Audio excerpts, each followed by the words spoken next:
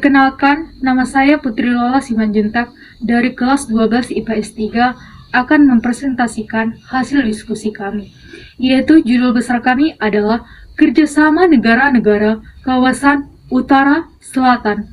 Lahirnya kerjasama negara kawasan utara selatan, negara-negara berkelompok utara adalah sebutan bagi negara-negara maju. Negara industri yang mayoritas terletak di belahan bumi bagian utara.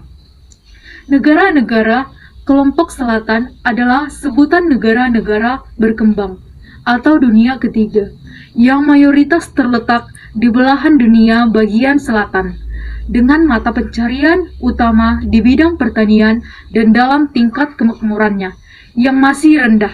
Kelompok utara yang menguasai perekonomian dunia, kelompok selatan membentuk persekutuan yang lebih dikenal dengan kelompok 77 dengan anggota 77 negara pada tahun 1964 dan pada tahun 1990 lebih dari satu negara.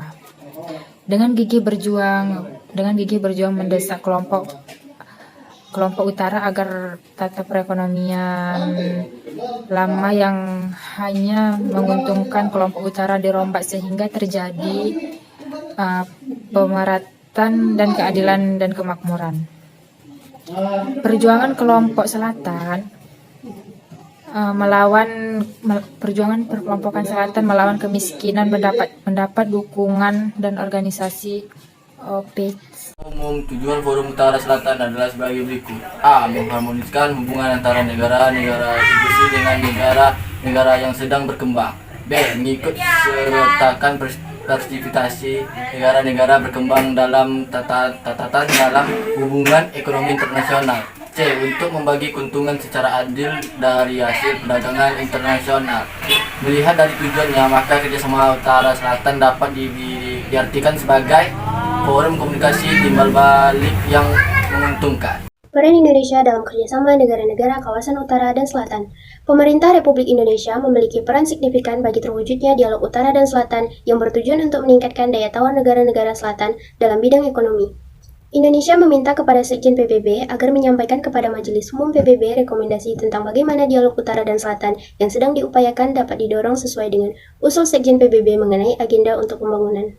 Negara-negara selatan menginginkan komposisi harga yang adil dari penjualan komoditas tersebut dalam kerangka New Partnership for Development atau kemitraan bagi perkembangan. Kerja sama negara-negara kawasan utara dan selatan terus diupayakan oleh Indonesia.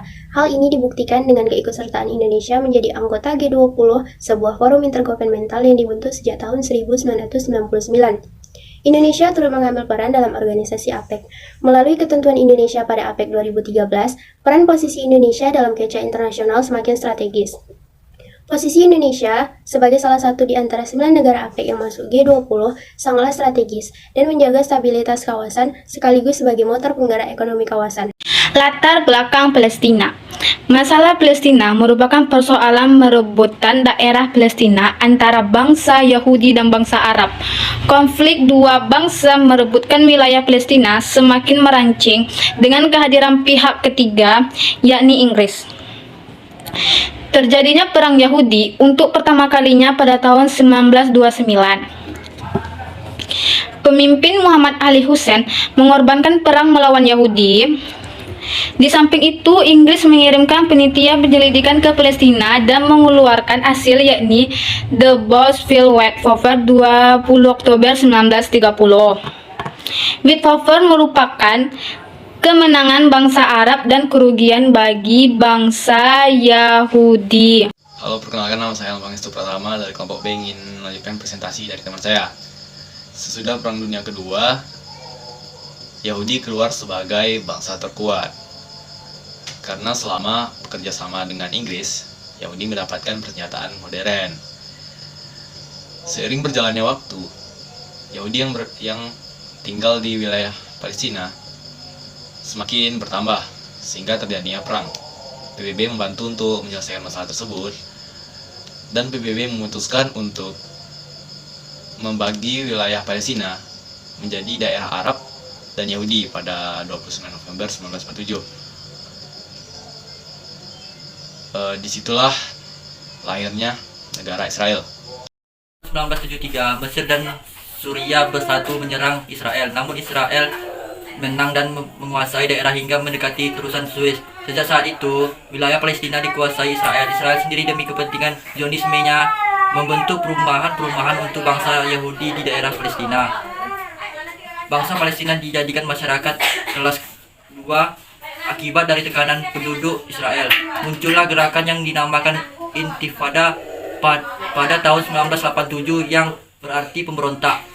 Indonesia dalam penyelesaian masalah Palestina. Indonesia untuk pertama kalinya ikut bagian dalam misi pasukan pemeliharaan PBB atau UNF untuk Timur Tengah dalam mengirimkan pasukan Garuda 1. Indonesia juga mendukung revolusi ini.